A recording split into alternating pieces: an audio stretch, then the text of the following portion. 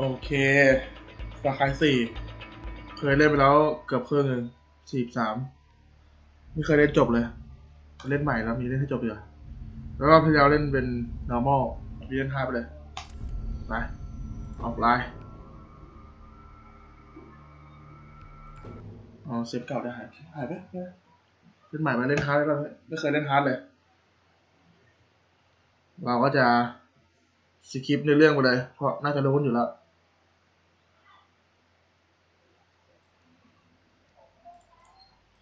อัดไว้ต่อเล่นเฉยรู้สึกเหมือนฉากแรกจะสคิปไม่ได้หรอเจลูกแล้ว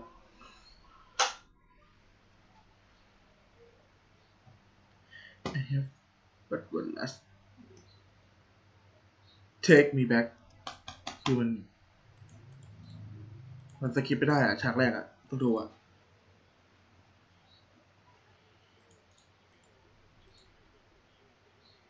อ๋อมันมีเสียงวะเนี่ย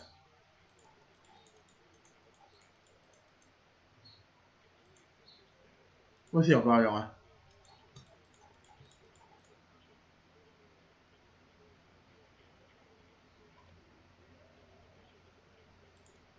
เฮ้ยเสียงเบาเกิน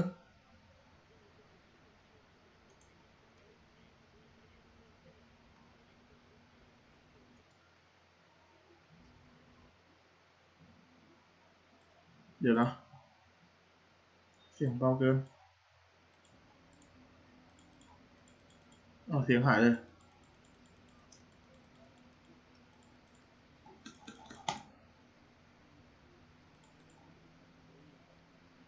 เดี๋ยวก็ลึกๆการทุกอย่างเองเสียงไม่มีเสียงหายไปไหน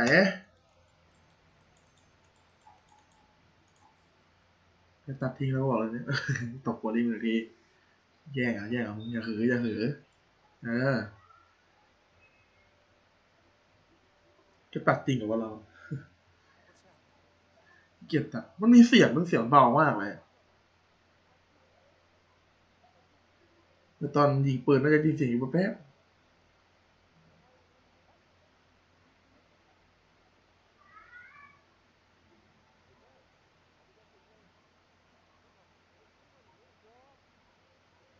อ๋อตัวพัดปอดร่วงเลยอ๋อ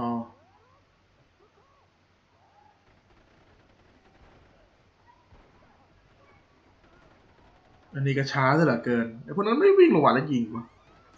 โอ้ทีนี้มันมีเสียงนะเสียงมันเบามากเลย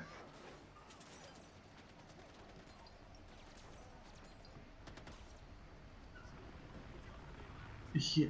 ออกมาพี่แกนมินเฮ้ยหันปืนมาไอ้เหี้ยนี่หมอบก่อนเลยรู้งาน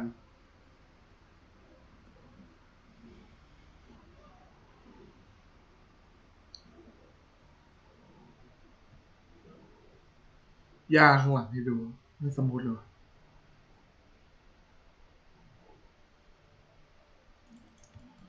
มันสคิปไม่ได้อะมันไม่มีเสียงอะเปิด ESC ก็ไม่ได้เนี่ยเปิดเสียงไม่ได้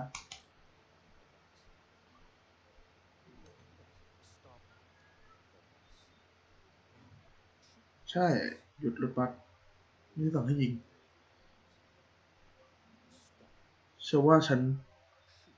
พูดชัดเจนแล้วนะหยุดหยุดยิง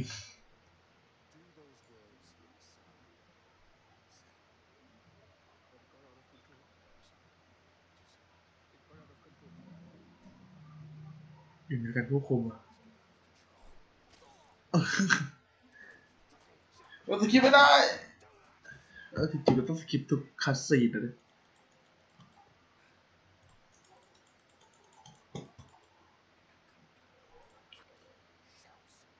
เหลือแต่รองเท้า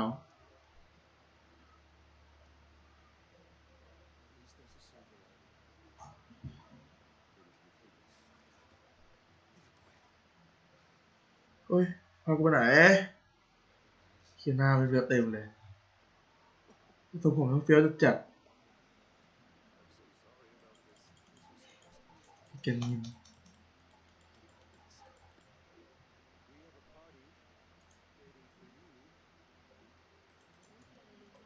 พากูไปได้ไหมกูคือมันเสียงมันเบาบอกเพิ่มเสียงอะ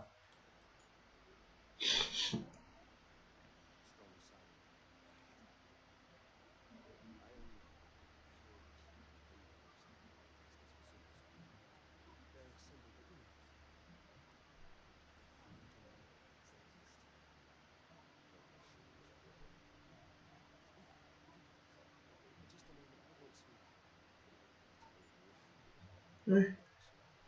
เฮ้ยเห็นหน้าเราด้วยโอ้สับรุ่นไหนวะปุ่มชัตเตอร์อยู่นะ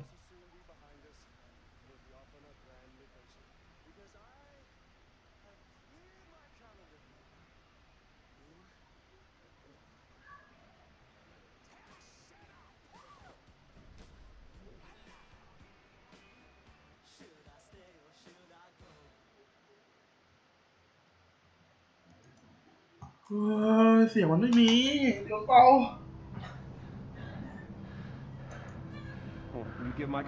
อ่ะก็มีนี่แต่เมื่อกี้บั๊กกันดิเนี่ยโอ้โหดังขึ้นทันทีเลยแม่งบั๊ก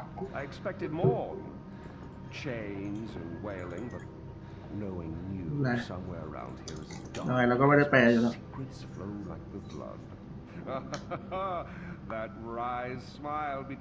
อุ้ยผมเนี่ยตกยับเลย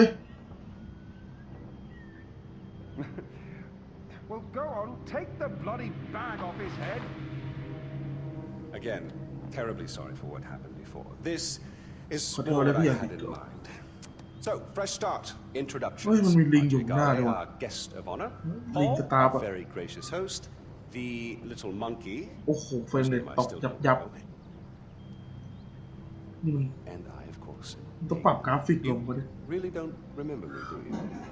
Your mother, she never spoke of me.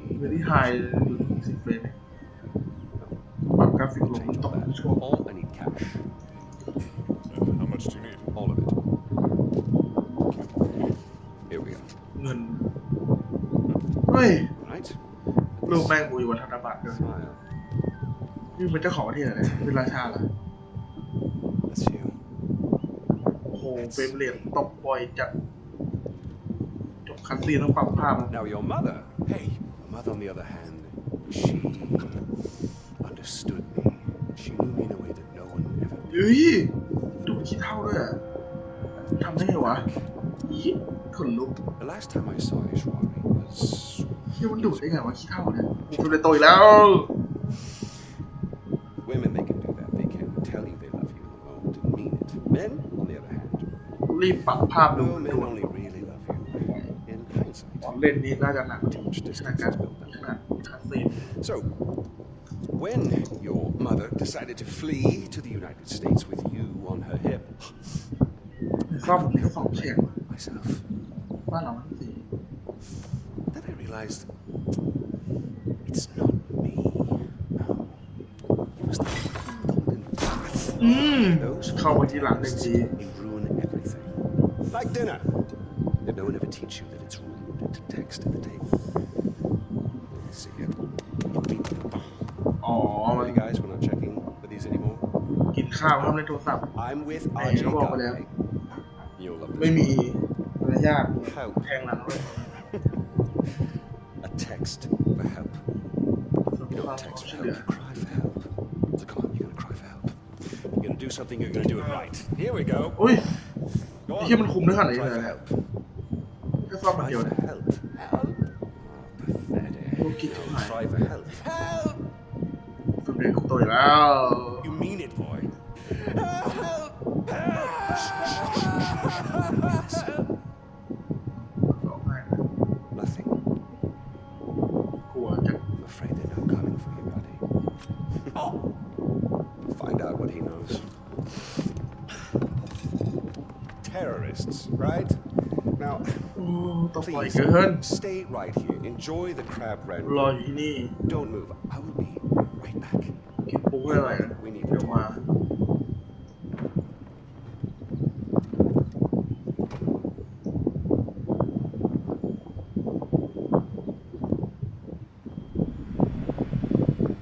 ปรับภาพก่อนเลยฮะวิดีโอโอ้ปรับเป็นมีเดียมเลยลงมาเลย2 ขั้นโอ้ยนี่ก็ตกอยู่อีกเหรอมันกำลังปรับอยู่วะ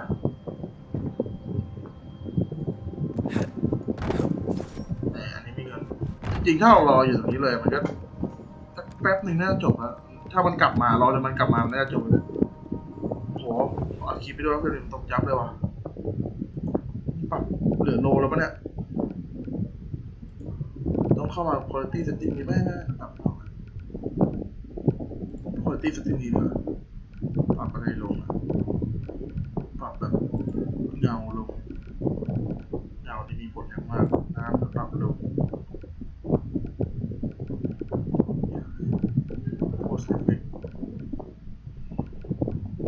โอ้โหไม่ไหวแล้วปรับภาพเองนี่ต้องเล่นโลแล้วได้เลยเด้งกับ80 เฟรมอยู่มีกล่องทำได้ปรับความไวความเพิ่มเซนใช่ปะ What the fuck? What the fuck เฮ้ยมันเฟรมเรทมันตกมันช่วงๆเลยวะต้องรีบไปเดี๋ยวถ้ามันกลับมาเกมมันจบแล้วต้องนั่งฟังคัสซีนใหม่รอบใหม่ข้อความเอาไม่สนใจอยู่แล้วเรื่อง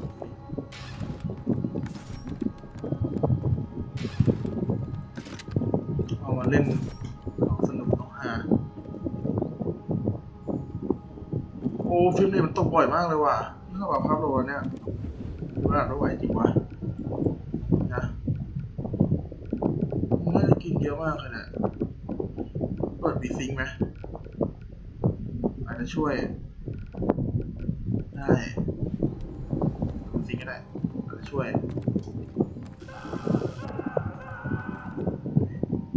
เสียงคุณนนท์ทรมานนั่งตรงไหนอะคอนโทรล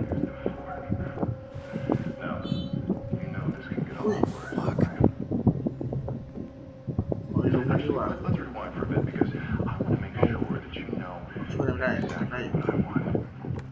ต้องลงมานี้เฮ้ยเฮีย Ajigale. จีการเด My name is Saban. สปาว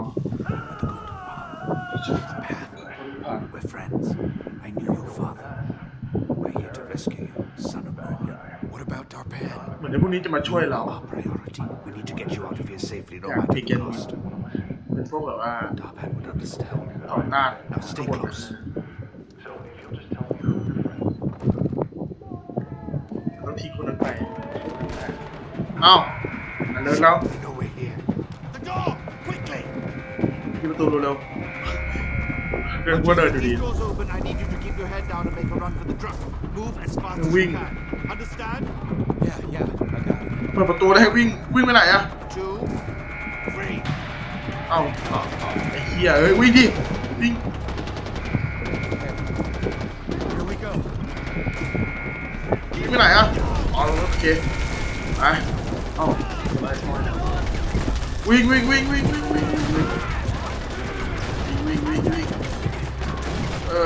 รถโอเคชนเพื่อนโอ้โหเพลงรถ There's a gun underneath the dashboard. Use มี it. ปืนอยู่ใต้รถ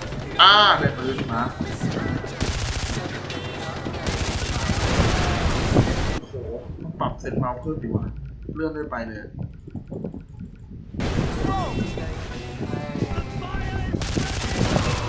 มาใส่ Are we safe? Probably not. On your right. ยาก Shoot them. ก็ยิงได้ Watch out. เคยตั้งมาอยู่ของข้าง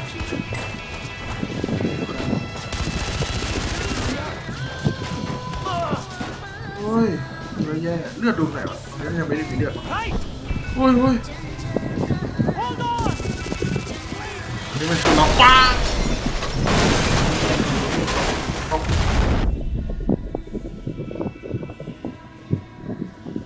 เราเปิดขนาดดีไม่ตายก็เลี้ยงไม่โตแล้วแต่มันไม่ตายว่ะแสดงว่าตอนต่อไปนี้ตัวเราจะไม่มีโอกาสโตขึ้นโดนระเบิดนี้ไม่ตายได้ไงวะตอนระเบิดก็อยู่ในรถถ้าเห็นอยู่เสียงไอ้เฮียไม่ตาย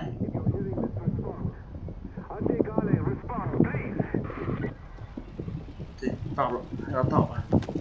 ขอหน่อยนะ Hello? ขับรถเกียร์เนี่ยทำไมวอลมันมีปุ่มตัวเข้าตัวอ่ะมันเป็นโทรศัพท์วอลไม่เป็นโทรศัพท์ Fuck. The driver's dead. นี่ปะYou should be able to see a tower nearby. I need you to make your way there. I'm on my way to secure it now. Head to the tower. Okay. เสา You can do this, Ajay. ทำได้อาเจกูทำได้จริงกดอะไรแท็กวะกดแบบทำได้อยู่จำได้ไม่มีมาตัวโอเคกดตัวทีคอนโทรลนั่งตัวทีปลาหินโอเค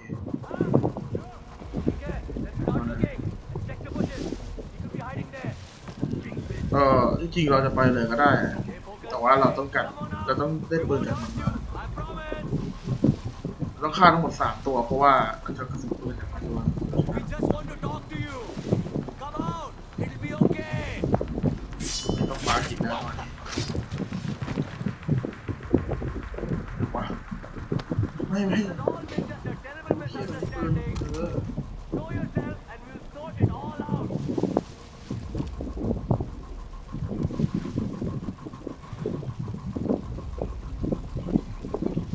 Listen, it does not have to be like เอ this. อกลับไป เ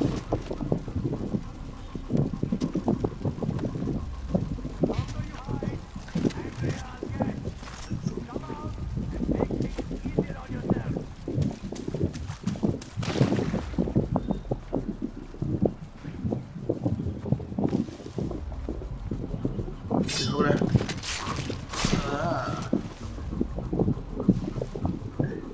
เลยคอนดอมเฮ้ยโอ้ถูกยางเลย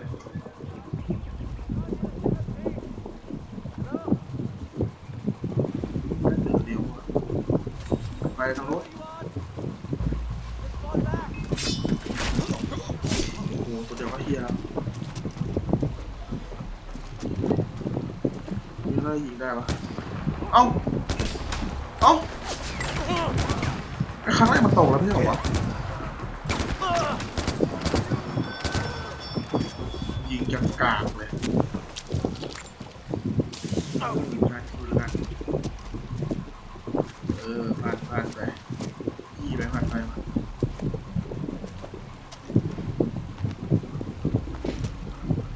เนาะยางมันเยอะมากน้ำไม่ได้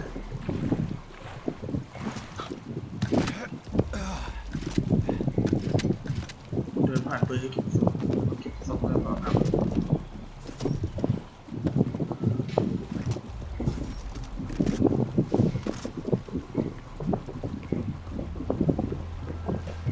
เป็นทหารที่มันยางมันเป็นทหารยังไงวะนี่แลกเนื้อได้เจ้าเนื้อไปลอกสัตว์อื่นมาสัตว์ร้ายนี่เป็นเหยื่อโอเคใช้เมาส์กลางเลื่อนแล้วก็กดมา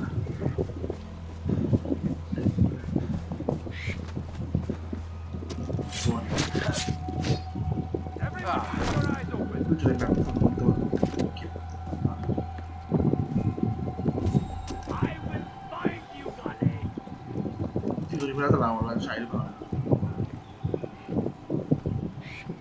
Where are you hiding? เดี๋ยวมันจะเป็น Coward!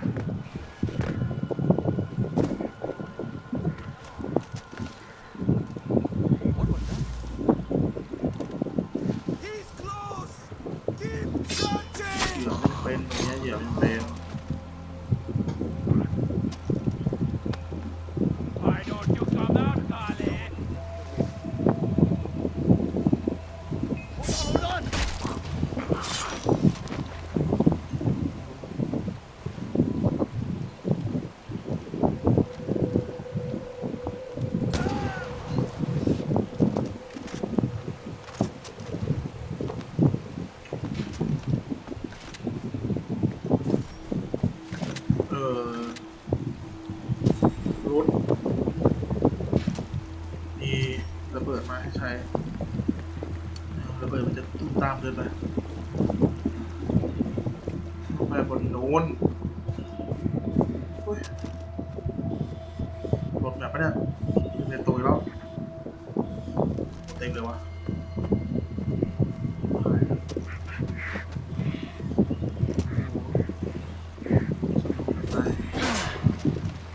ข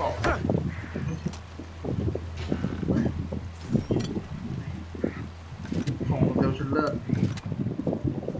มาใส่เปลี่ยนเลนตกตลอดเลยวะใช้กล้องใช้แล้ว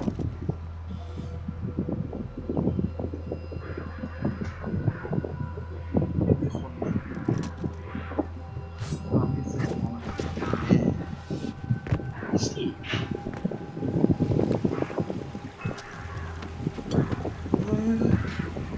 อย่ามาต้องทุกคนใจเย็นใจเย็น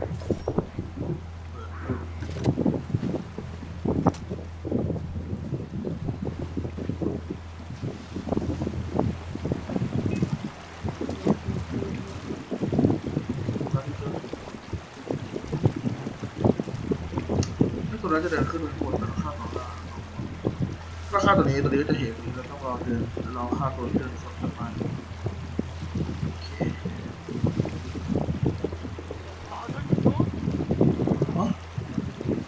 อ๋อมาให้เราฆ่าโอเคโอ้ตาม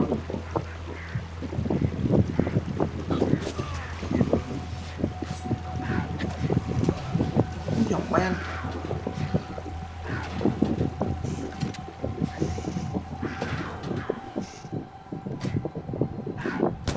เฮ้ย Enemy spotted!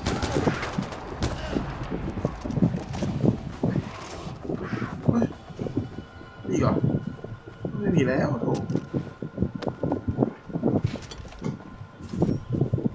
นี่มีอยู่เพชรอยู่เพชรจะเป็นกล่องตัวว่าเราจะกระสุนปืนด้วยปืนต้องขาดแขนนะปล่อยแล้วกัดกูดิ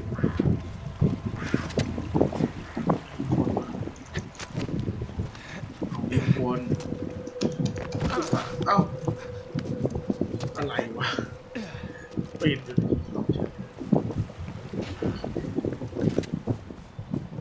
บนี้อย่า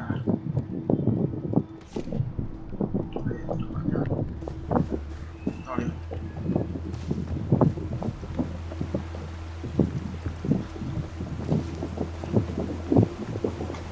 ข้างหลังมีเพชร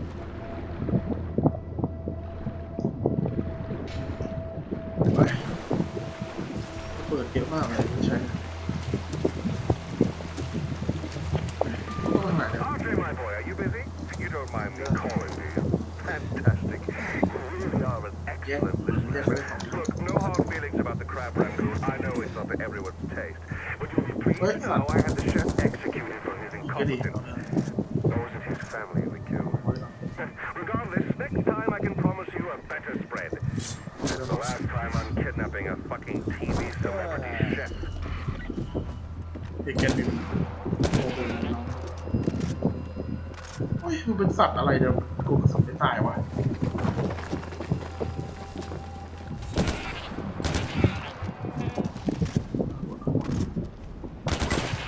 ลบแล้ว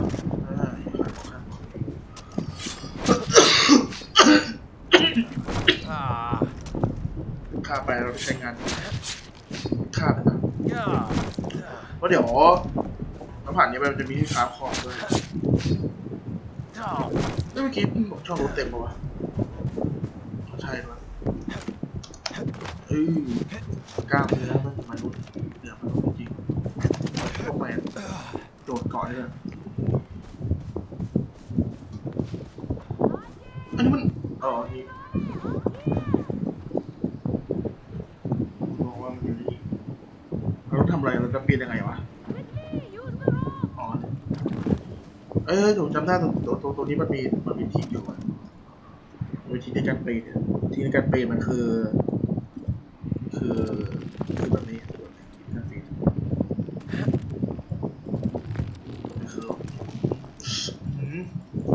อาเจมกล้ามแขนแบบกล้ามข้างขวานี่จริงใหญ่กว่าข้างซ้ายอาเจมดูการดึงเชือกเมื่อกี้ดู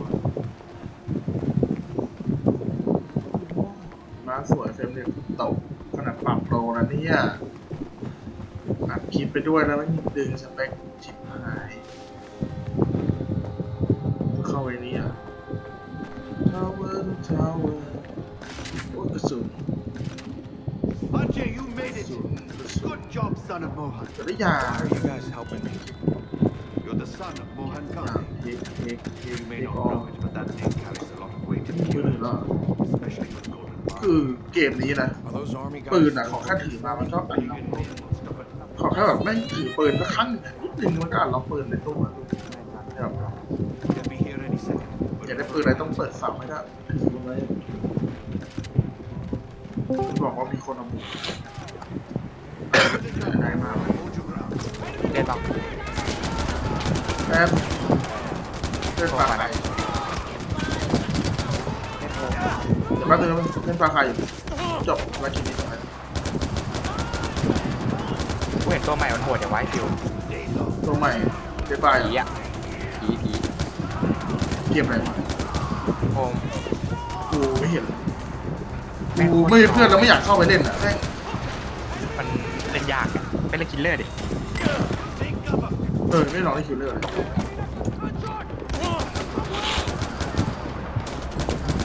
คิลเลอร์มันตัวคุมเกมไม่เล่นยาก ถ้าเจอคนที่เจ็บ กูไปนั่งดูสเนปเล่นคิวเลอร์กูแบบจะว่าจะไปนั่งดูเขาเล่นไม่ได้แต่คิวเลอร์ ๆเซอร์ก็เล่นมันมีคลิปอยู่ ไม่คลิปของปัจจุบันเนี่ยเขาเล่นแต่คิวเลอร์เห็นไหม ไม่ได้ดูในทวิตจริงดูคลิปล่าสุดก็เล่นกันเซอร์ไม่อยากเล่น ไม่รู้กูจะดูคลิปที่เขาลงยูทูบกูจะเปิดดูกูยังไม่ดูนี่เลย Take cover. เป็น cover อะไรคือที่มั้งใส่ก็รอดเลยมันเป็นคัสซีน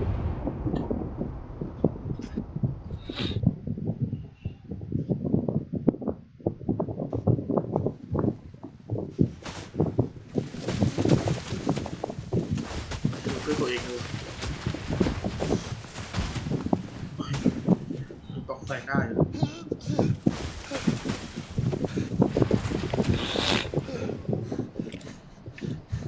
You're a tough man to kill, brother. That's a good thing, right?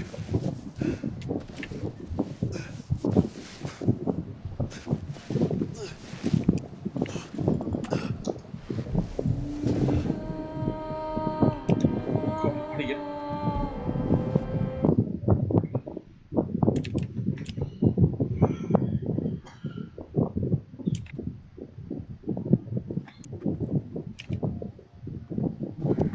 How did you notice all Oi. Deacon's chopper nearby? อะไรเนี่ย It's never down this far south than มันบักมันเยอะจังวะ We were in the area when we got Darman's text. Well, we're here. Welcome to Banapur, home of the Golden Path. กูเดินผ่าน Who's this? Where's Darpan? He didn't make it. This is Ajay Gale, Mohan's son. แชมป์โมฮัน Let me understand. Darpan's dead.ดาบแพน And you brought me this. I'm not involved in whatever this is. I'm just looking for Lakshmana. We're in the middle of a fucking war. We don't have time for tourists. What was I supposed to do? Just leave him there? I'm sorry, brother. Amita's a little touchy. I'll talk to her. อ่า As for Lakshmana, it sounds like it could be a temple or shrine. But if that's the case, it's in the north. The north is enemy territory, and we can't get you there, not yet. Go and clear your head. โดนยึด Come find me when you're ready.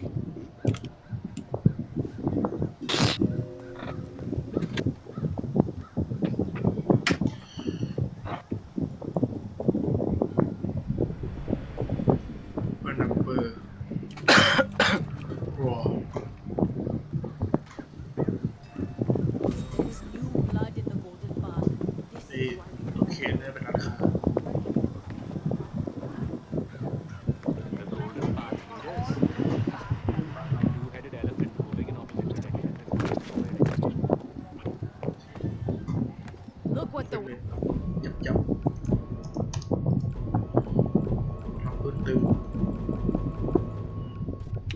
ขาย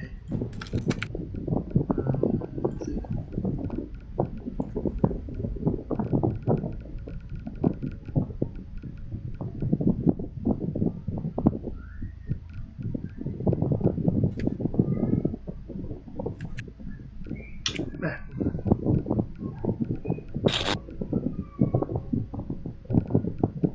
ปืนในที่สิบนี่ก่อนเลย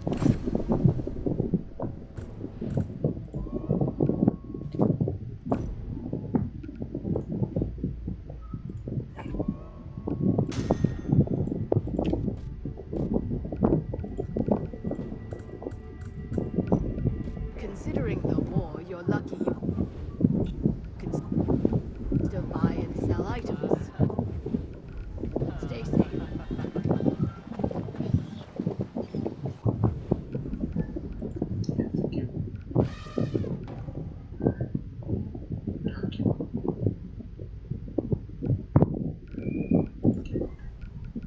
ไว้เดี๋ยวค่อยอัพ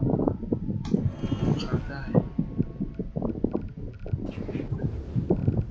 โอเคเอาเป็นต่อ